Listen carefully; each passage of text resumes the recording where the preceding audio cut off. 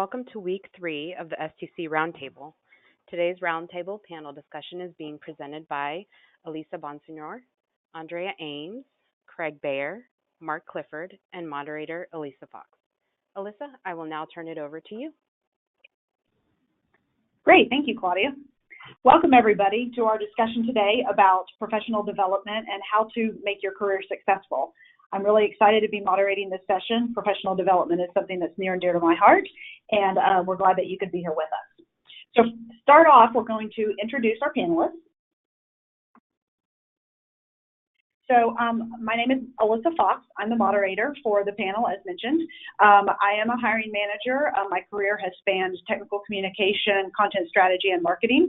I'm currently working for a security software company, and I've long advocated for professional development, speaking on it at conferences, writing articles about it, et cetera, because I think it's absolutely essential for you to have the career that you would like to have. So I'll be bringing in a perspective from a hiring manager. Alisa, would you like to go next?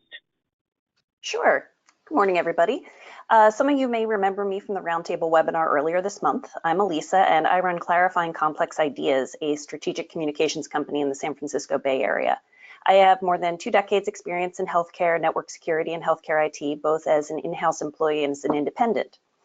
And in my business, I work with clients from around the world, which means that I have to be prepared for a lot of different cultures as well as technologies. So I definitely need to stay on top of my professional development to stay on top of my business. And of course, I'm also an elected member of the STC Board of Directors. So I'm bringing that consultant side of things. Great, thanks, Alyssa.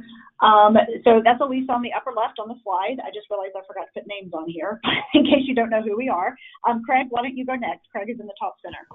Sure. I'm Craig Baehr. I'm professor and director of graduate studies at Texas Tech University.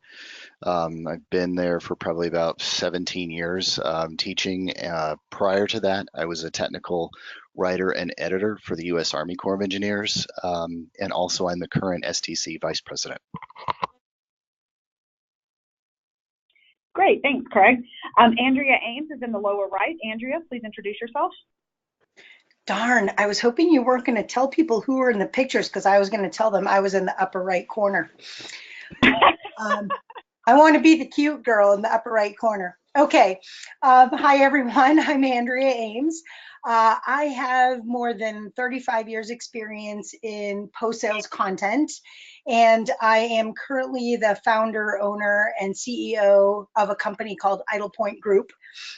We are consultants and coaches who help businesses to, at the bottom line, get bigger impact and make more money with their post-sales content. And that typically takes one of 3 forms. It's either coaching small business owners who offer information products like online courses and memberships and workshops and retreats and so on, and coaching them in customer experience and retention. Or the second form it can take is consulting with and coaching large companies' content teams to transform into revenue generating businesses within their organization. Or the third way, and often this is in concert with the content team coaching, content team consulting, is coaching the executives, managers, and non-managers, leaders to strategically drive and run high-value revenue-generating content businesses. So it's really about making more money and getting bigger impact with that post-sales content. And as you can probably imagine, our work is primarily about enabling professional development. So I'm super excited to be here and talk about this because it's also a topic near and dear to my heart. Great, thanks, Andrea. And last but not least, we have Mark in the bottom center. Hi, yeah, the ugly one down in the bottom center. But I'm the one with the cute accent. True. So Mark Clifford, originally trained as an editor with what is now BAE Systems. Back in the day, it was British Aerospace. I run a technical communication recruiting company based in the UK and New Hampshire. We've been around now for 15 years. And we recruit across the globe, basically. We recruit for the UK, for clients in the US, mainland Europe, and most recently Australia. And for my sins, I am also a past STC president. Great, thanks, Mark. All right, let's move on. Okay, so first we're going to kick off with what is the reason we're talking about this, especially in a technical communication context.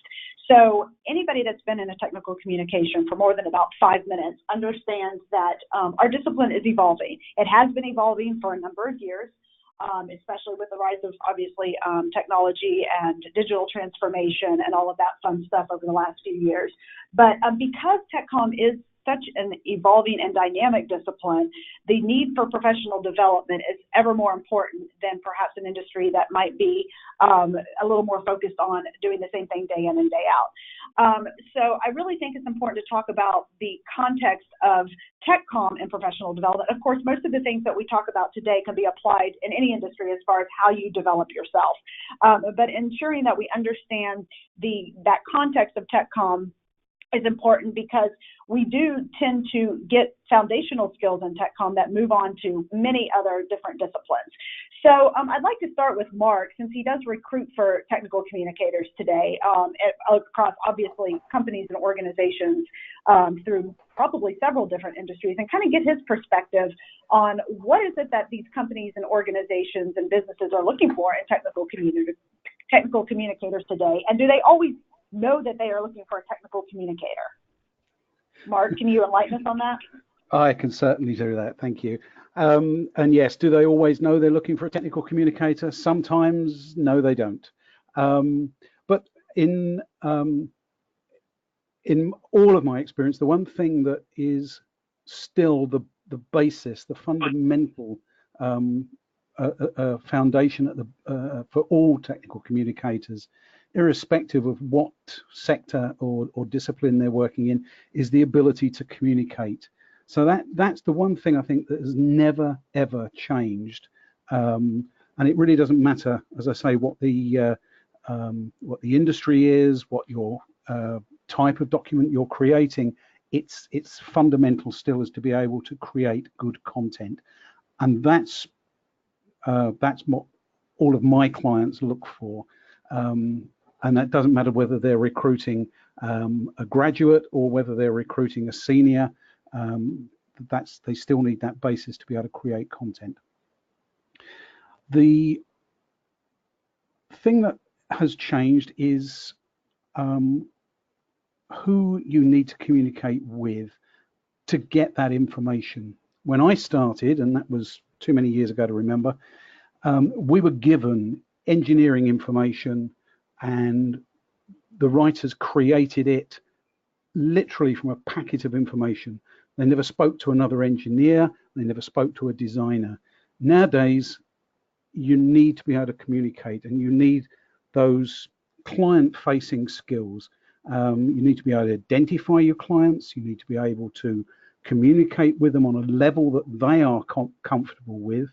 So a lot of my clients now are looking not only for good writing skills, but good technical skills. So instead of looking for just a qualification in technical communication, they start looking for either additional qualifications in an engineering or a computing discipline, or a computing or engineering discipline degree without the technical communication.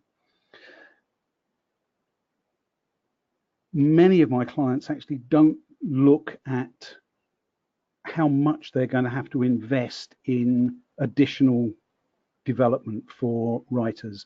They expect everybody to come with a ready-built skill set. Now, it's traditionally you look at contractors, and you expect somebody who's going to be contracting to go in with probably more skills than everybody else in the department they're working in. A lot of my clients actually look for that in their permanent staff as well. So it comes as a surprise when they find that I'd like to have some professional development in my future. If I'm going to be joining your company, it's a question that sometimes can be surprising to clients. The other thing they're looking for is a little bit more of a rounded skill set. So apart from the technology, they look for people skills, and they look for people who have a problem-solving or solution-finding attitude.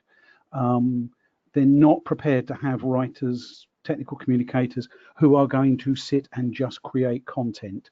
You know, they have a lot of problems in the organization. One of the things that I found technical communicators are very, very good at is being able to identify what those problems are, whether that is as part of a quality check against the product or the software while they're actually writing the content, or whether that is something that they identify when they're talking to SMEs. You know, they have this ability to look at a bigger picture and be able to provide solutions and solve problems without even really knowing about it.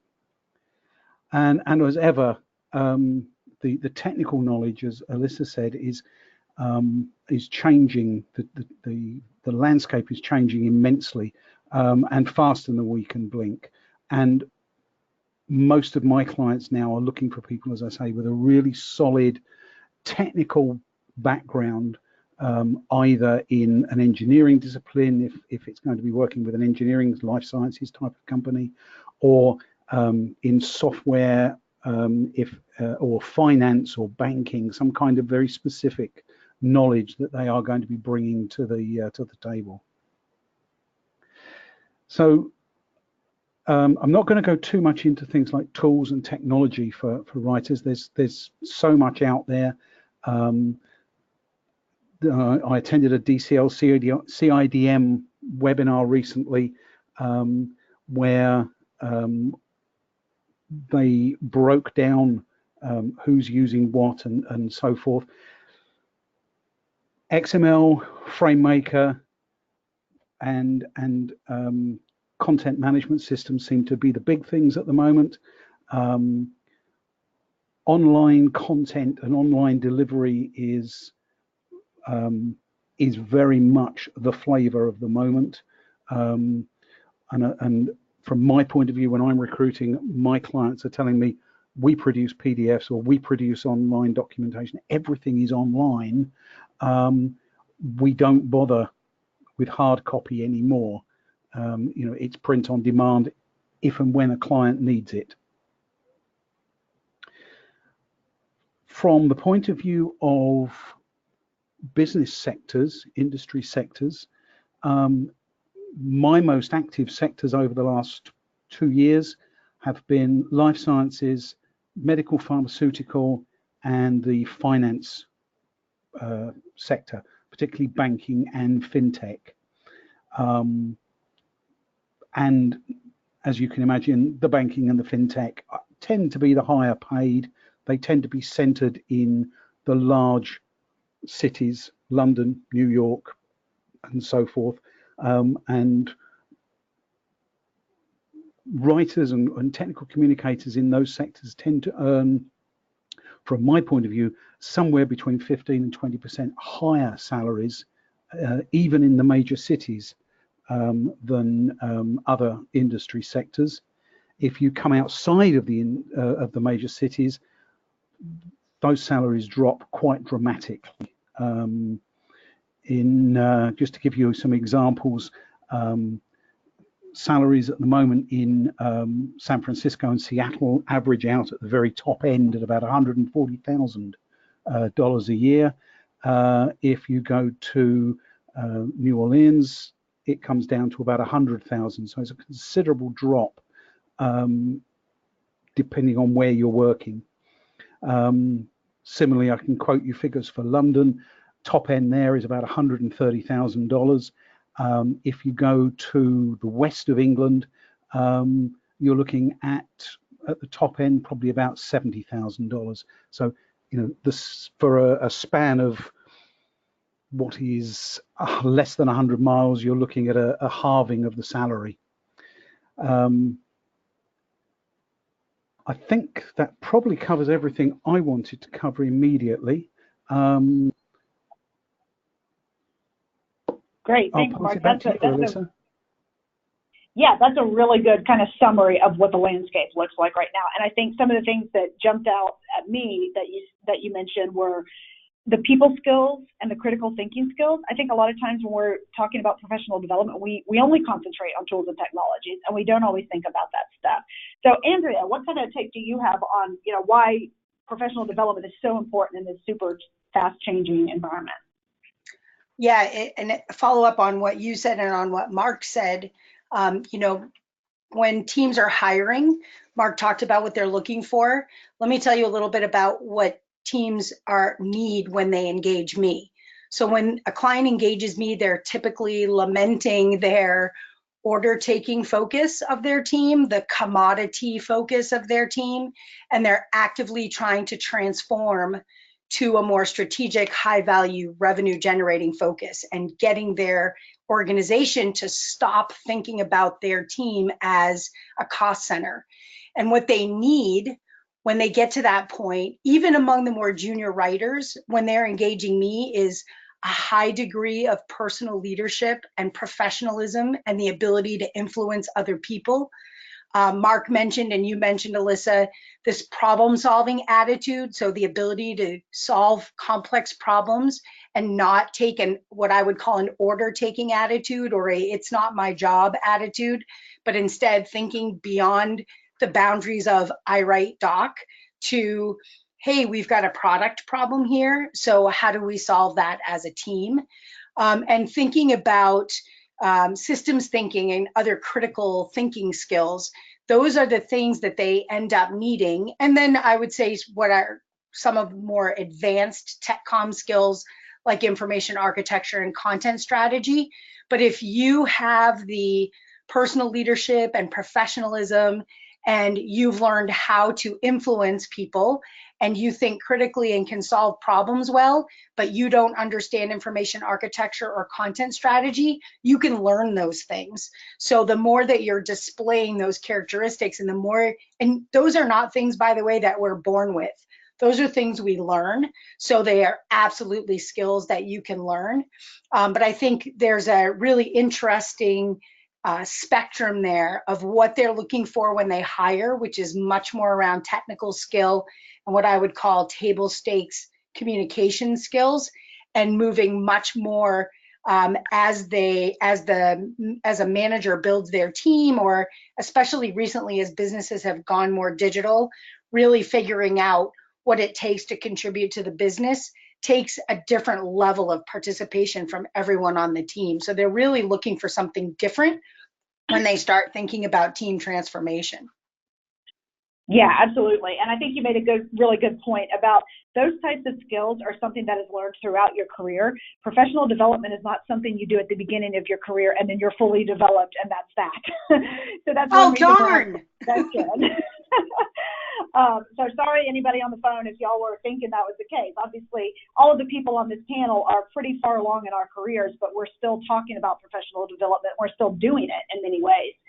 So, Craig, why don't you give your perspective as a professor? Obviously, a lot of times you are dealing with people probably earlier in their careers and teaching them the kinds of skills they need for going out in the professional world. What is your perspective on not only doing that kind of at the beginning of their careers, but how important it might be later, and how do you foster that love of learning and professional development for them to be a lifetime thing? Yeah, so I think professional development doesn't mean the same thing at every point of your career, that it changes, right? I mean, if you're at the beginning of your career, you might be looking for, from an educational standpoint, a bachelor's degree or a certificate program or professional certification at the foundation level. But the students that come to academic programs that I interact with, depending upon what level they're at, could be, early on in their careers. We have a lot of people that come back for a master's degree that are, sort of mid-career, that might have already been, in industry or even in academia for, 5, 10, 15 years, and simply want to build their credentials and build their their educational profile. And then we have people sometimes that are later on in their careers that decide they want to, make a change. Maybe they want to move into a different specialization or different areas. So, I think being aware that at different points of your career that even though education could be a part of it, that there are other factors, but that professional development will mean something different to you at different points in your career. Yeah, really great point. It's just like the discipline evolves, so does our professional development needs and desires and fulfilling of that. Alyssa, do you have anything you'd like to add about why professional development is important? Yeah, so I think from where I come from, it's a really different perspective, because for me, being independent, I'm constantly on a job search, right? Because every client is basically, a whole new job. So I'm constantly interviewing with people. I'm constantly going through this process. So I have to be prepared for what the next client needs across multiple industries, because I work with a broad range of clients. And that's a bit of a guessing game, because healthcare is not the same as network security, for example. So obviously I know what my current clients want and need, but I need to be sort of plugged into a broader network of people and resources to help me anticipate what's next. And, without sounding like too much of an ad, STC and the network of people I've met through STC have played a really large role in that over the years. But that's sort of the professional development I do for them. There's also sort of a selfish element of doing it for myself. There's the part of me that just gets antsy if I'm not learning and growing. It's not just about learning entirely new skills, but about taking my existing skills to the next level. And even that soft skills development that everybody's talking about. Mark said the ability to communicate. That's not just the ability to communicate as a writer, but also within your team or within your company, being able to listen, being able to ask questions, being able to understand the client-facing needs, and being able to influence others to solve bigger problems. So that's really, how I come about it. Great, thanks.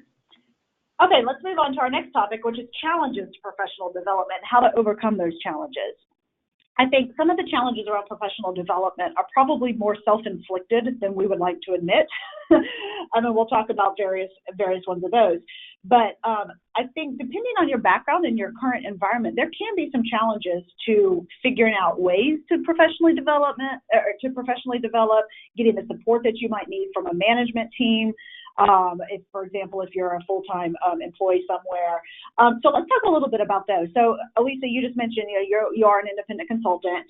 So let's start with you and kind of give me a perspective on what is it about being independent, if it is about being independent, or even previous full-time permanent employee jobs you've had that have sort of thrown obstacles in your way of pursuing the professional development that you'd like to. Sure. So even when I worked in-house, I never had a manager who was really willing to invest money or formally invest time into my development. Everything was a lot of learning on the job, learning on the fly. At my last in-house job, my manager was wonderful, but when I asked her if I could attend a conference, she not only refused my request for the funding, but she also denied me the time off unless I wanted to use 3 of my precious 10 days of vacation time for it. And that was really frustrating for me, because I knew that there was a lot more that I could be doing and a lot more that I could be learning and a lot more that I could be contributing if only I had that broader network to work with. Now, I mean, keep in mind also, this was 13, 14 years ago. So, I mean, the online resources that we have today were not quite as entrenched as they are now. So I didn't have that, that reach to people that I do today. But I think that it was part of my drive to be an ongoing learner. When I went out on my own, it's just my drive to learn. I've been independent for more than a dozen years, and there hasn't been a single year that I haven't attended a minimum of 2 conferences. And that was a huge deal when I was getting started, because it's not only spending the money for the conference and the travel itself, but accepting that the conference time is effectively going to be unpaid time off. I mean, that's a really big deal, especially in the early stages. I didn't have much of a cushion built up financially, and it scared the hell out of me to take that kind of time and know that, like, not only am I putting out quite a bit of money for registration, for travel, for hotel, for all that, but also that, there's no income coming in during that period.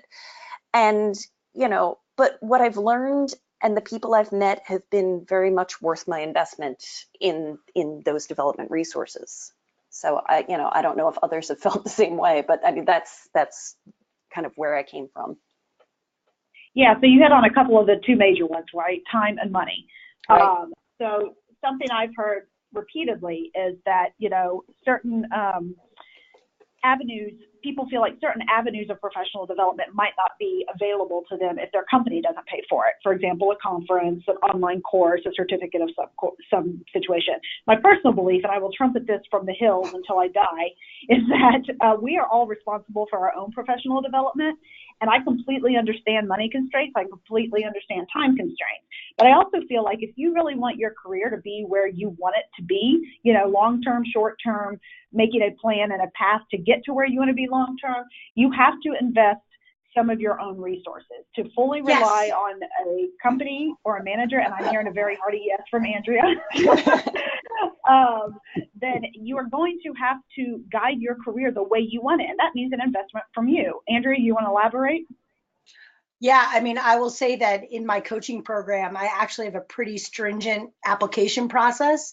And while I will help anyone get that funded by their company, and more than 50% of my coachees actually are sponsored by their company, they cannot even talk to me until they are willing to commit their own time and money to that program. So for me, it's super important. In fact, I'm not even interested in working with people, and I'm lucky that I have the opportunity now to make that choice, but I'm not even interested in working with people who are going to abdicate their responsibility for their own professional development. So here, sister, I am completely supportive of you. And I will say, when I worked at IBM, because everybody thinks, oh, big company, lots of resources. IBM paid for one conference a year for me, and I went to 4 or 5 every year. And I negotiated a deal with my manager so that I didn't have to take my vacation time, but I either got funded by the conference by hook or by crook, and I got pretty good at that, or I paid for myself to go to those conferences. And often I could get the registration fee waived because I was willing to be a speaker. So that's something that you can do. And by the way, speaking is an amazing way to increase your professional credibility, which helps to add to your influence. And it's a great professional development tactic. But I will say that I've certainly never let my employer, sponsoring me or not, stand in the way of my professional development. And I am super 500 million% supportive of anyone else who puts their own intention behind their professional development, whether it's doesn't even have to be money, but your own time you're willing to invest in yourself, which is really, really important. Well, yeah, and you actually just presented a great way to overcome one of these challenges, right? If you want to go to a conference, then perhaps speaking is a way for you to be able to get in for less money. Maybe you only have to pay travel costs, because typically if you're speaking, you know, all or some of the conference fee registration fees will be waived. And that's exactly what this whole section is about, because think about it. If you are a permanent employee in a company and you're relying on them to fund all of your professional development, what's going to happen when you leave that company? What's going to happen if you get laid off from that company? Trust me, nobody is indispensable. Everybody is going to be replaced at some point, and companies typically don't have any problem doing that. So why not spend your own time and money to invest in yourself? And then you can take that wherever you go. You can take it to any company. You can take it into a consulting situation like Alisa is in. Craig, obviously, you know, is an academic and a professor, but previously he was a practitioner. So there are all different kinds of things that we can do with our careers, but all of that professional development that we invest in and our company invests in goes along with us. Craig or Mark, do you guys have any insight into some of the challenges that you guys have seen either yourselves or with various people that you've worked with? I think the one that I'll add, and it's just really to echo Alyssa, you, and also what Andrea said, is that one of the challenges is the assumption is that professional development is more push than it is pull, and it's a fallacy, because it's really the opposite. You need to be the agent of your own professional career, and so you need to be the one taking the action and pulling those opportunities to you, not waiting for those opportunities to just show up in your inbox or show up in your email. You really need to go out and educate yourself and the opportunities that are available. I think of one example when I was a practitioner working as a tech writer for the government. We would get an assigned budget and say, okay, you get 40 hours or 80 hours, a year devoted to training and this much budget. And, what I would get is a catalog thrown at me saying, okay, pick a course or two courses you want to go to, and that was it. So, if I hadn't gone out and sort of been proactive and said, hey, what courses, what education do I need to improve my career, and just sort of think about where I want my career path to go. It's sort of the opposite of Alisa's situation, where I had the resources, but I didn't have sort of the guidance. And so that was an example of where I sort of had to figure out what opportunities that I wanted to pull in so that I could develop my career. Yeah, and I think just to follow up on what Craig just said, the idea of taking your own destiny in your own hands is something that everybody should be doing. I mean, when I started out, like you, Craig, I was given a list of courses that I could do, but if I chose too many, I was told no. If I chose things that were too expensive, I was told no. It was outside of the budget. So the difference, I think, now is that there are just so many things that are available online that you can take your own time to do. You don't have to do it in a work time. You can do it in the evenings. You can do it at weekends. But you do need to be the master of your own destiny on your development. Nobody else will do it for you. Yeah, and I'll follow up with that too, just to say one other thing, that really professional development, when you make those choices, they should be strategic. So you should really be thinking about where you want your career path to go, and where you want to be, say, in 2 to 5 years when you're making those kinds of decisions. So thinking about your goals, but also what your eventual career path, where you want it to be. And I think that's a great point about, knowing where you want your career path to go. But especially when I was in my 20s, I didn't know what career paths were out there. And I didn't necessarily know where I wanted to go next, because my visibility was only as far as what my manager level and the company that I was in. And also, I don't think I had the confidence early on to say, no, I'm really willing to push back and make these decisions that, I'm going to take the time off. I'm going to take the, time for myself to develop my career, particularly since I didn't know where my career was going at that point. So I think that with the benefit of hindsight, yes, I should have done more. I should have pushed back more. I should have done differently. And, I'm glad that I have when I've been on my own. But at the time, I don't think I knew enough to know to do that. And I think you bring up a really good point, Alisa. That's another challenge, is having that guidance. Craig had resources, but didn't have a lot of guidance. And I think one of the things that I learned really, really strongly at IBM is that you almost can't get enough guidance. And in fact, you should surround yourself with people who can give you guidance. I actually had 3 key mentors at IBM. Most people are like, what? I can't even get one mentor. But I literally had a mentor at IBM who his whole job was to find opportunities for me. So were there projects I could be on? Were there workshops I could attend and participate in? Whatever. My second mentor, his whole job was to help me get promoted. So how did I get promoted? What were the projects I needed to take on? And then they'd pass it over to Nelson, the guy who would try to get me into that project. Then I had a third mentor, and really she ended up just being kind of the female politics mentor at IBM, because as you can imagine, it was kind of a technical company and lots of issues perhaps with being female in a male-dominated industry, as many of the women I'm sure in this call will understand. And she helped me navigate, getting a promotion to a level no other technical communicator had ever gotten to, and being a woman at the same time. And so I can't say enough for having mentors, because they're going to help you cut through the noise and really not just strategically, but laser focus on the strategy that you need. So whether you can get that at work, or you have to buy it outside, like coaching or whatever, or enlist a colleague, a like-minded colleague to help you, or a more senior person that you might meet through STC, but find some people who can help you to work through where it is you want to go if you're not sure, and get there in the quickest way possible, as opposed to taking all kinds of side paths. Then you'll, I think, get where you want to go a lot more quickly. And that guidance, I think, is really invaluable.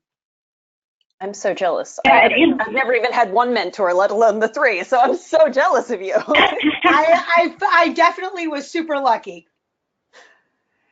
So another point about the mentors and the internal projects and potential for promotion, all that can also help you address the time and money situation. If you're looking for internal opportunities, if you're in an organization for how to grow outside your normal everyday skill set, to get on a cool project, to see if you want to explore another area that may be tangential or additional to TechCom, that's a great way to do it without having to invest time, because they're already paying you, you're already there, and you're already doing it for the sake of your company. So that's one of the ways that I found that really helped me and my couple of companies ago. I was there for a long time, but it's because I kept getting opportunities to grow in different ways. And growing doesn't always mean vertically, by the way. If you're not interested in management, there are plenty of other opportunities to grow and lead in your organization. So I want to emphasize that point as well. But if you're struggling with the time or the money situation, those internal opportunities, and we'll talk some more in a minute about actual types of professional development, your mentors that are internal to your organization can help you pursue those opportunities as well. So anybody else have anything on challenges and overcoming them? I think we pretty much covered the big ones. I think time and money are probably the biggest ones, and then just the lack of knowledge, as Craig started off talking about. So let's move on to actual types of professional development, because we got into this a little bit with the mentoring that Andrea mentioned. So Craig, you previously mentioned the more formal types of professional development, such as degrees, programs, certification. Can you elaborate on that a little bit more? And then we'll kind of go from more formal education and professional development down to something that's probably a little more guerrilla type. Okay, sure. Yeah, so I think we're a lot more fortunate now than we probably were 20 or 30 years ago, because there's a lot more available to us in terms of educational opportunities for technical communicators. I mean, we have programs not just in TechCom, but they can have specializations in medical and healthcare communication, or specialists in technical and scientific communication. You can get bachelor's degrees that are in arts programs, but also in the sciences. And as Mark mentioned earlier, some people will end up double majoring or majoring and minoring in TechCom with some type of subject matter area. I think about when I took did my master's degree in professional writing, that I did a concentration in geology, because I was working as a tech writer in an environmental geology department, so that I could get specialized knowledge. But yeah, there's so much more available today, not just at the bachelor's and master's level, but you can even get doctorate degrees too. And, with the doctorate degrees, it's not always teaching. We've had a fair number of people in our program, for example, that get a doctorate and they go into industry and assume senior leadership positions. We had one who directs social media strategy at Dell in Austin. That was a recent graduate. We have people that go into consulting, even with advanced degrees. Also, I think there are a lot more modality choices available too, for if you're thinking about education as one of your professional development goals. There are on-site programs, but there are online programs too, including at the graduate level, master's and PhD. Also, there's an increasingly number of hybrid courses and hybrid programs are available, which sort of put together both online and on-site programs. So you get to actually, network with people and work with people that, may not be, geographically, in the same location. Particularly at our master's level, I think is an example in our program.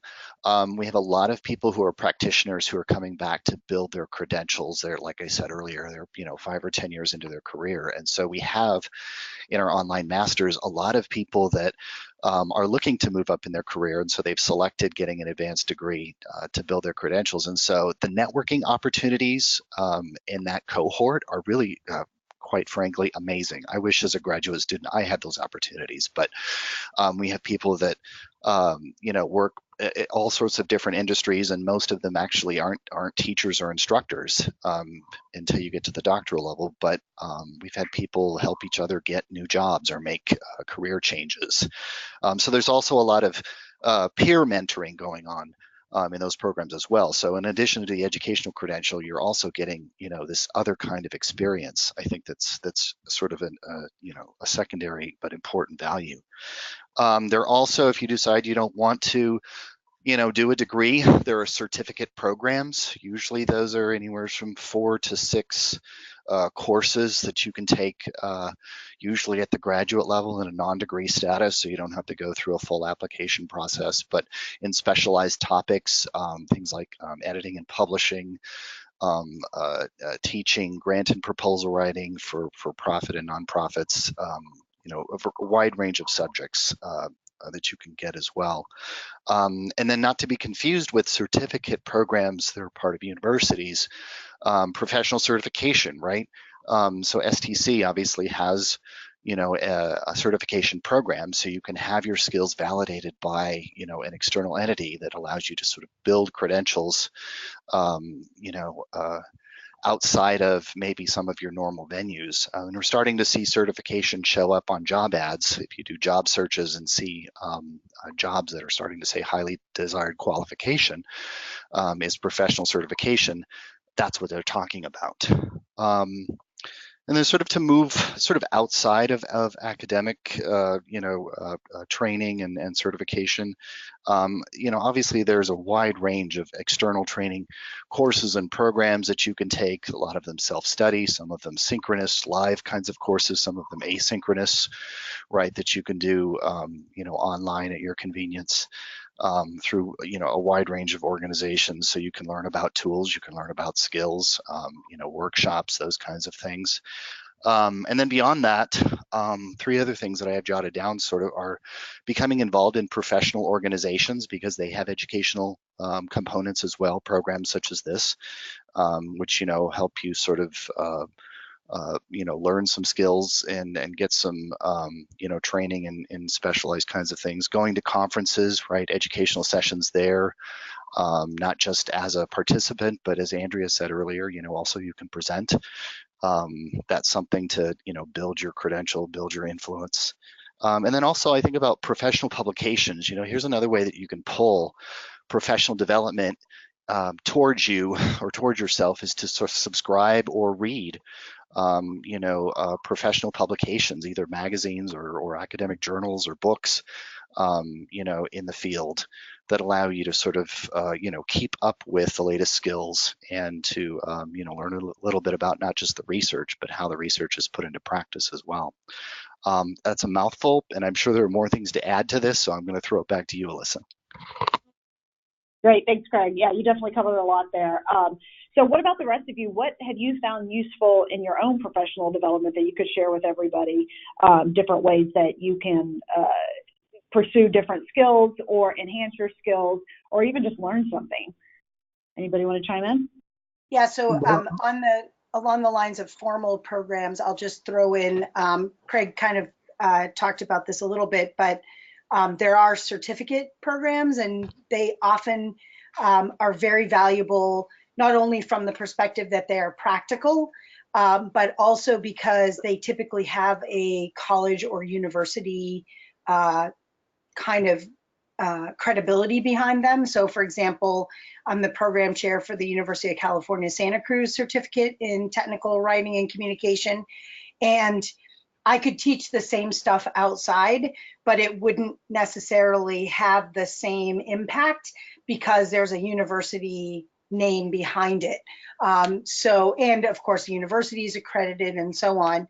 So like a certification, it has a little more oomph, but doesn't require all the additional work of a full-fledged degree if you're in a position to take on something like that. Yeah, and along those same lines, I took a professional certificate program from Arizona State University in sustainability strategy, which is something that I've been getting more and more involved in over time. And that was really cool because it not only dealt with the communications aspect of it, but it also delved into the science, the policy, the ethics, the business models, the leadership, like the whole big picture of how, sustainability is driving business forward as we're, approaching governmental and regulatory targets for, around climate change and, building a better planet. So. Yeah, and I'll just reinforce all of that. I'm currently doing an online content strategy course, so that keeps me up to date. It's not certificated. It doesn't have a qualification at the end of it. If you don't want to have the qualification at the end of it, don't do the exam. But it just keeps you up to date with what's happening in the industry. So yeah, I really can't say enough about online courses. And I'll add that there's courses and degree programs and certifications and certificates and so on definitely have their place. But Alyssa mentioned, guerrilla professional development. And I will say that if you can find a mentor, if you can find someone who's a little more senior than you, maybe, who wants to partner up, or somebody who has a different skill that you're interested in, maybe you have a skill they're interested in. So just finding some ways to challenge yourself intellectually and challenge your skills, and maybe have conversations with others about your skills and run your ideas by other people. Even if you don't think they're not someone you might pay to be a coach, for example, but if you have an idea of where you think you want to go in your career, but you're not quite sure, just talking it out with someone else who can look at it more objectively can often be super, super helpful. So I can't stress enough how much formal mentoring and coaching can help. I mean, the best business advice I got when I left IBM was get a business coach. And my business coaching investment has paid off approximately 3 times what I paid for it. And I'm just getting started. So to me, that's like a guaranteed payout on a slot machine. Like every time I put 10 bucks in, I get 30 back. That's totally worth it. And if you're willing to invest in yourself, and you can find the right coach or coaching program or whatever, I think that's really huge. But you don't have to do that. You can find people in organizations like STC, for example, and STC has a mentoring program. And clearly there are members of that society who have lots of experience, like the folks on this panel. So I can't encourage you enough to find some guidance in another human that you can talk to, or maybe even more humans, like maybe put a mastermind together for yourself. And if you guys aren't familiar with masterminds and we want to, I can talk a little bit about the logistics of that at the end. But I think there are lots of ways that you don't have to spend money, but you can still get a tremendous amount of value and input that can help guide you and give you focus and help you see more strategically and see beyond where your own blinders are. I think that's really the important thing, is having someone objective whose only goal is to help you see you succeed. Right? That's really, really huge. And if you can find someone like that, whether you're paying them or not, that's worth 3 times their weight in gold. Yeah, that's a really great point, Andrea. And one of the things that you just mentioned, just the word investment, that is the way we need to look at this. Whether you're investing time, you're investing money, you're investing effort, it is an investment. And even if you end up going to an online course or reading a book or doing something about a topic that you think might be interesting, but it's not ultimately where you take your career, that's okay, because that's still information. That is still you finding out that that's not the way you want to go. So perhaps you need to pursue something else. So I want to talk a little bit about a couple of things that I've used quite a bit in my career for professional development. First of all is networking, which nobody hang up the phone because you're introverted. Networking is a great thing. Networking, whether through an STC thing, a meetup, anything like that, whether you're sending a note to someone on LinkedIn, that is all networking. And networking is not only for job searches. I want to emphasize that, because a lot of times you can find a mentor through networking. You can find somebody to have coffee with and talk about the state of TechCom and learn stuff that way. There are so many good outcomes that come from networking and really building up that circle of people that you know and rely on, and actually ask questions about the industry, and even just a quick little, hey, I read about such and such. Have you heard about this? And should I pursue looking at, learning more about it? That does not take people very long. And we're going to talk in a minute about how to help other people with professional development. And that's part of that. So that I kind of call it the 5-minute investment. If you can invest 5 minutes or ask somebody to only invest 5 minutes, typically they're going to do it. A couple of the other things that have helped me a lot: free and easy reading. You don't even have to buy a book. The internet is a great thing, and you can go read blogs.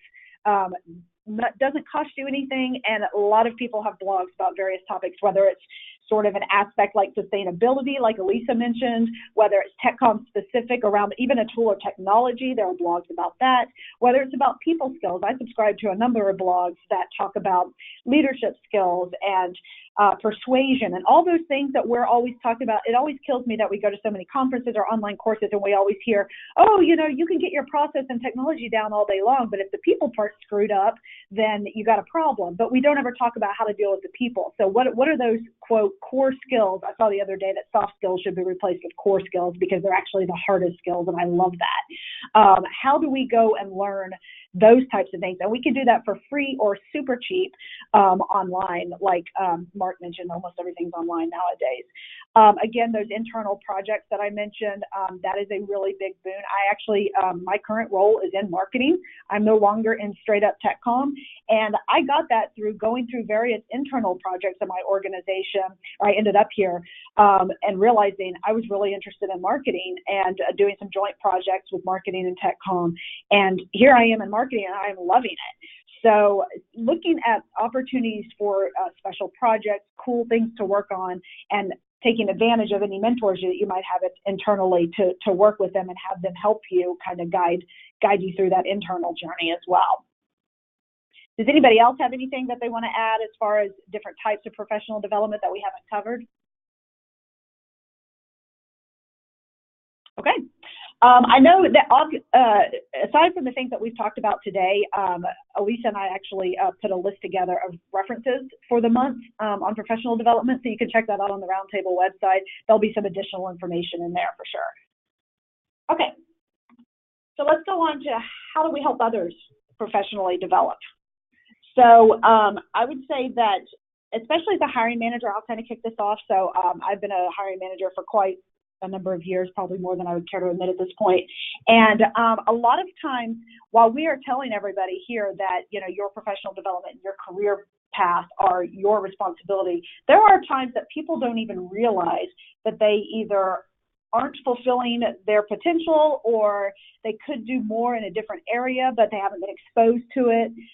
Like Craig mentioned, you know, having the resources, but not necessarily the guidance.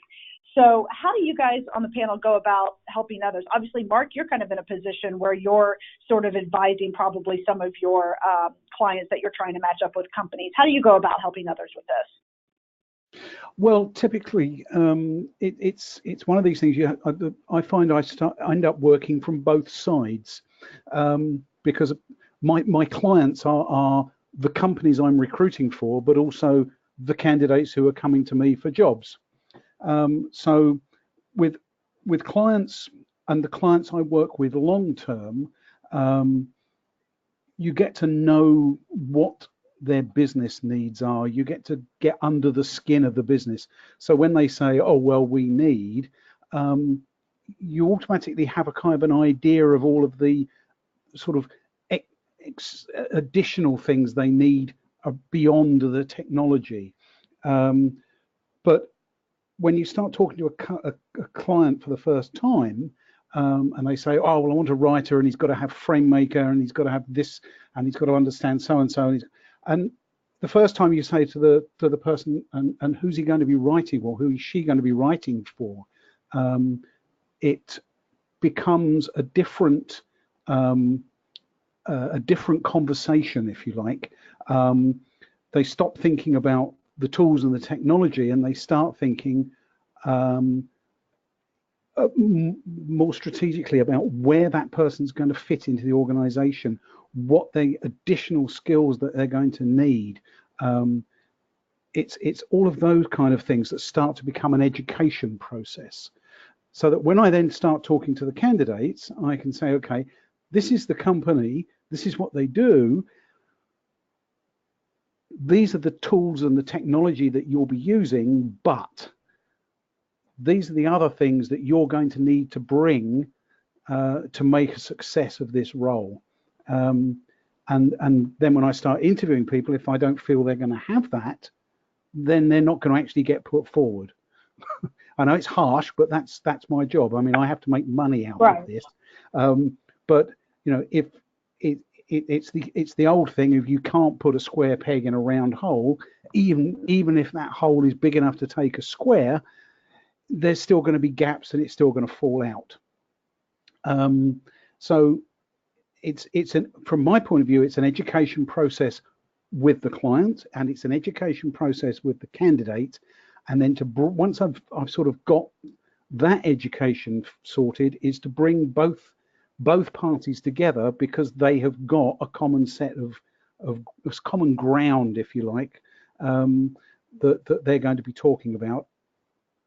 And generally, it works quite well.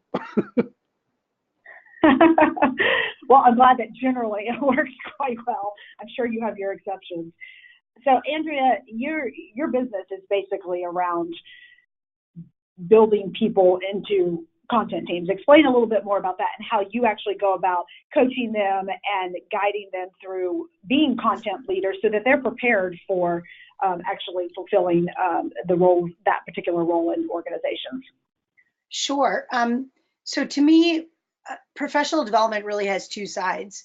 There's learning or knowing something, and then there's doing it or proving that you know it.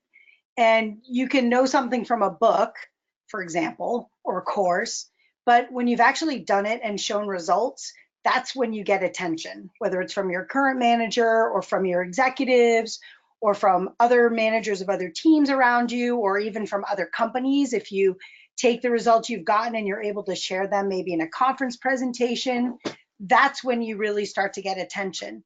And so if you take me as an example, I'm a complete learnaholic. I love courses, workshops, books, conferences. I mean, you name it, I consume that stuff like candy, and I come up with a lot of amazing ideas. But like most people, I'm not always so great at taking action on what I learned. And so to do that, I found that accountability really helps. And that's a big part of the programs that I have created. So especially when I'm working with individual professionals as opposed to consulting with a team, and I'm doing career development or professional development coaching, I start with, obviously you need to understand what you want and need out of your career and life. So we always start there. And then I also try to help my folks build a foundation of credibility, because no matter what you're doing, credibility and influence will take you 100 times further than you can go without it. So I always try to build that. And at that point, once you've figured out where you want to go and you know how to get there, then it's really a matter of taking action. And so my programs help people a lot with accountability. And you can get that accountability. You don't have to get it in my program, obviously. You can get accountability in lots of places. Like you can go find an accountability partner, like a like-minded colleague or a friend. Your mentor, your manager can help you with accountability. I mean, there's nothing like telling your manager you're going to do something to make sure you do it. But I really love, and obviously this is my bias, but just based on my own professional development over the last 2 or 3 years, I love group coaching and I love masterminding.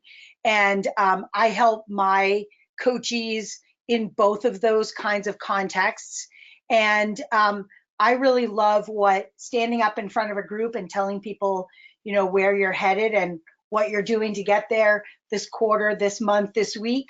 I love what that does for people. It really spurs them into action, and the group can lovingly support them in taking that action.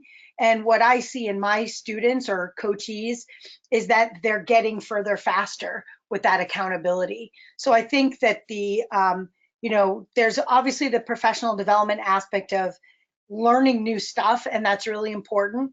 But even if your goal is to, you're not trying to get a promotion or change your career or whatever, you've just got a really cool idea to use maybe some new technology on a project, and you want to be able to do that in the future, actually taking the step to do a little pilot on your team or knowing how to get your manager to agree to let you apply that in a small way, being able to get a small success and build on that is super, super valuable. So I think that we often think about professional development as learning stuff.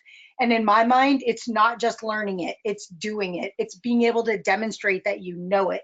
It's being able to tell your manager or your executives what results you got from it. And I will say I learned that for myself. I don't know how long ago it was, a long time. Probably I can count my gray hairs and tell you. But for most of my career, I have had a goal every year to put something new and different in my portfolio. And often they were things that were just, whoa, that's a super cool, interesting looking new technology. I'm going to start doing that. And it's interesting. I go back and read my dossiers for in the packet for associate fellow and fellow of STC. And I see all of those cool things I did that I put in my portfolio every year. And they were the things that were pushing the envelope, driving my career forward, getting other people to notice who I was and what I was doing. And I will just say, I'll just tag on to what Alyssa said. And that is, if you're an introvert, don't tune out around getting noticed. You don't have to get noticed because you are loud like I am. You can get noticed for what you've done. And isn't that even better? Right? So if you're out there doing stuff and getting results, you've got to learn how to position that, obviously, and how to present that to people. But for the most part, that is what's really going to get you noticed, is your ability to get results. So I think that's a huge part of professional development that we often overlook. Okay, so I'm sitting over here laughing because I am the introvert and I'm waving my hand going, that's me, that's me. Yay! But I mean, what you said about credibility and influence is a huge part of this, because, you know, a lot of my business has been built on my credibility, my influence. My network has brought me more work. And that's, you know, because I've built that credibility and influence over time.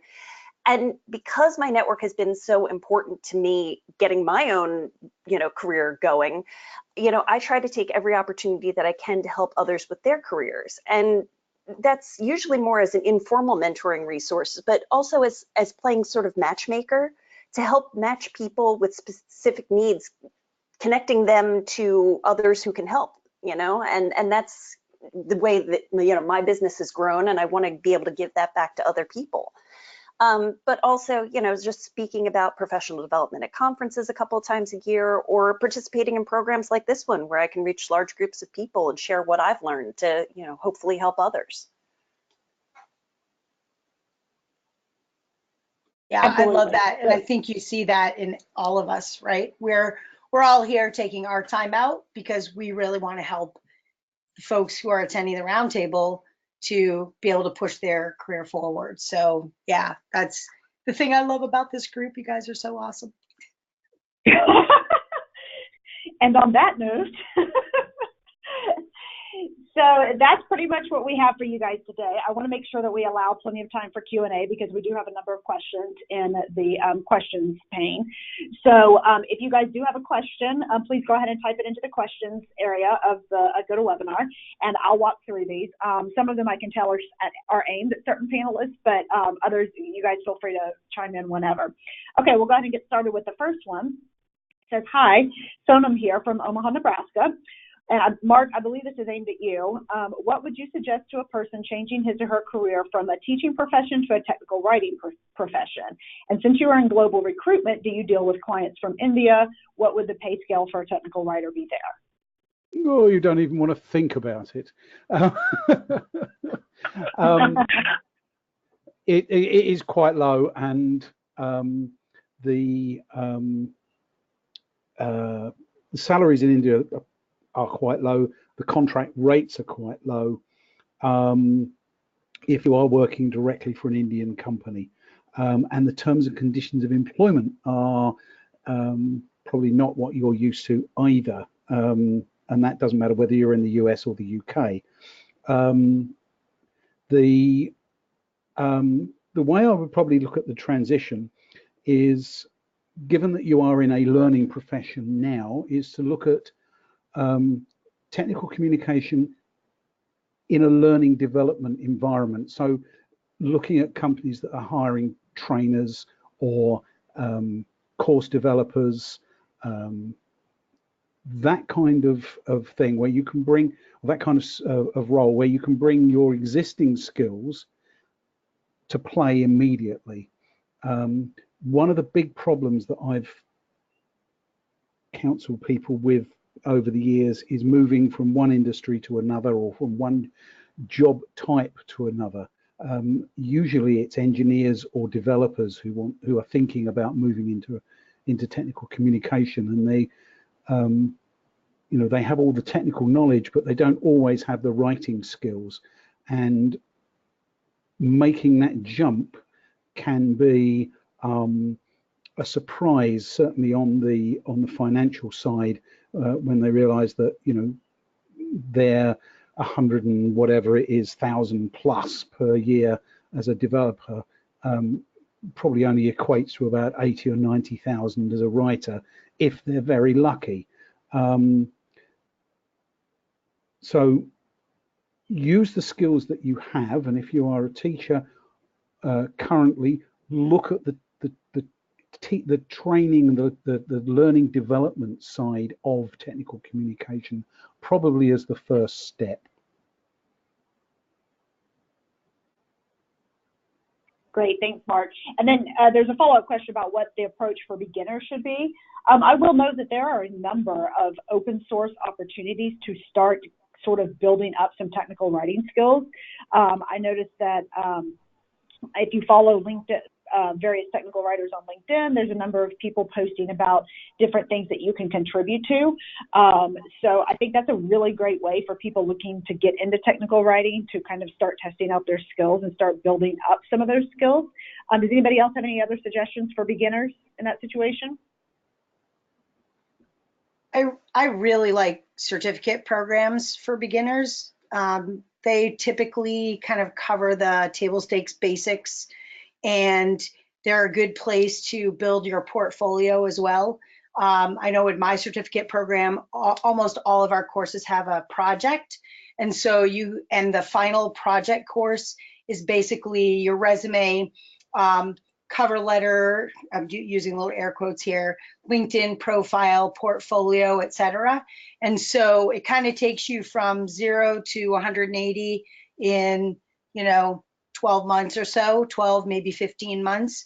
You get kind of the basics, you get some portfolio pieces, you get a bit of a network, and you gain confidence, right? So that you can go out and look for a job when maybe you didn't feel like you had a lot of skills before you started the program. So I personally really like certificate programs for beginners. That's a great point, Andrea. Yeah, and just to sort of close on that, there are lots of opportunities to create content quite freely.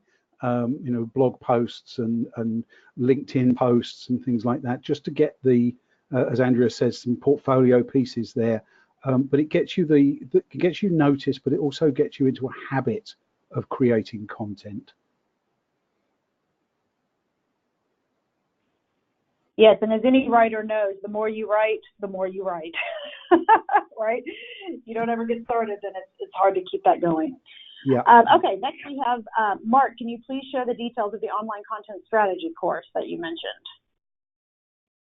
I can. Can I send that through you and have it posted out with the link to the session? Yes, that will be fine. So Esther, look for that when we actually have the recording put up, or in the forum questions on the Roundtable website. Okay.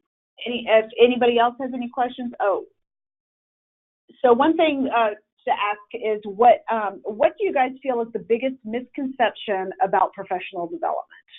Alisa, why don't we start with you? And I was on mute. Sorry about that. So I think a lot of people only focus on professional development when they're getting close to making a move. And, that's sort of the resume bolstering professional development program, right? And that's something that does really a disservice to their day-to-day career, you know, the weeks and months that you spend in relative comfort at your same day job, right? But I also think that there's a misconception that there's just one path for your career. When I talk to young tech com professionals or tech com students, they seem to be looking for the right answer. You know, there's, you know, how did I get from point A to point B? And there really isn't just one. I think all of us here consider ourselves to be technical communicators, and yet, as you can see, we're all in very different places. So I think there's, you know, to some degree, you know, look around and see kind of what other people are doing to find your inspiration, but also understand that there is definitely not one path that you have to follow, and that you can really branch out and explore a lot of different angles. Yeah, great. I totally agree with you there, because I think the further along you get in your career, the easier it is to see that you're not just going from point A to point B, because various factors come into play, you know, your circumstances around your company or your consulting business, or you're building a business, or you've been laid off and you decide to start something new. There's just so many things that you don't really envision when you're starting out that end up impacting your career in various ways as you go along. Right, and you know, especially in tech technology is always changing. Like, you know, the resources that we have to do what we do change dramatically. The industries that we're in change dramatically. The economy has a huge influence on where the, you know, where the money is, where, you know, where the industries are, where the, you know, where the roles are. And so I think it's, you know, there's some amount of planning, obviously, but, you know, to some degree, you kind of have to, you know, roll with the punches and see where, you know, what inspires you and where to go next. Absolutely. What about you, Craig? So I'll repeat two that I said before, because I can't decide which is the one that I would put on top, but I have a third one in mind too. So the first thing I said, I think earlier, was about the misconception that it's push versus pull, right? It's more you bringing the opportunities to yourself. The second one, I'm trying to remember the second one that I was talking about now. About professional development being the same at every point in your career, that it changes, right? That when many of us that are later on in our careers, professional development is more about mentoring and giving back than it is about, you know, looking for, you know, as many opportunities you might be when you're first starting out. But I think the third thing, and it came up sort of in earlier comments, I think Mark mentioned it, and Alisa too, and even I think Andrea touched on it as well, is that you know, professional development isn't just about consuming something. It can also be about creating something. So whether that's a blog post for LinkedIn that was mentioned as an example, if it's presenting at a conference, if it's teaching a seminar class, you know, if it's volunteering to be on a committee, or volunteering for an organization in technical communication, that, you know, being part of something that you create is just as much about professional development as consuming something. I love that. That is, yes, I totally agree with that. And I think that's probably an aspect a lot of people don't think about, because, you know, they think they're learning by absorbing, but a lot of times you learn by doing as well. Excellent point. Andrea, how about you? Yes, I'm just going to reiterate two that I said before. One is that it's not your responsibility, but your employer's responsibility. I think that's a huge misconception. And in fact, it's really your responsibility, and that you should really be making the investment in yourself to develop professionally. And the other is that it's only about learning and not taking action, which is, you know, what Craig just followed up on as well. Mark, anything to add? I think I'm just going to reiterate a phrase I used earlier on. You're the master of your own destiny. You know, grab it by the heels, turn it upside down, and shake it until all the money falls out. I love it. That's such a picture in my head. That's an awesome analogy. You can't expect people just to lay things out for you. I'm not going to repeat everything that everybody else has just said, but, you know, just find the opportunities you want, and grab them. Absolutely. So I think we'll go ahead and wrap up just with my biggest misconception, aside from what I already mentioned, which was that people, tend to think that that's sometimes the employer's responsibility. That's a huge one for me. But I think the other misconception that I run into a lot is that professional development is going to, not that it's going to be easy, but that if you're going to professionally develop yourself in a way that you're going to take to it right away. The whole point of developing something is that it can be hard. It can be uncomfortable. It can be something that you really have to push yourself to do. And one of the first examples that pops in my head is public speaking. If you aspire to a role or a type of job down the road that is going to require that you do a lot of public speaking, whether it's internally to an organization or at a conference or whatever, and you find that really difficult, you have a decision to make.